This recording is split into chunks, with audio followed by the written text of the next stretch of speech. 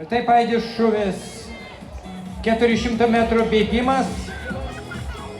Olegas Ivanikovas Vilnius, pirmu taku, antru taku Rapolas Saulius Vilnius, trečiu taku Darius Kryžanovskis Vilnius, ketvirtu taku Tomas Keršulis Lietuva, penktu taku Lukas Sutkus Telšiai, šeštu taku Einis Trumpa Kaunas, septintu Nedas Talalas Kaunas, aštuntu Benediktas Mickus Klaipėda.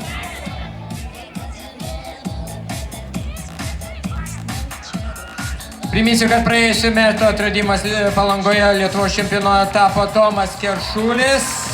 Jis ir pirmauja dabar, Tomas Keršulis. Antras Sutkus, Einis Trumpa ir Darius Kryžanovskis. Į trečią vietą pretenduoja. Taip, Tomas Keršulis pirmas.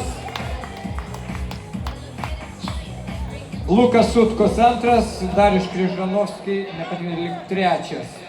Ir taip 46-45 pagerintas rezultatas Tomo Keršulio šio sezono 46 sekundės 45 šimtosios.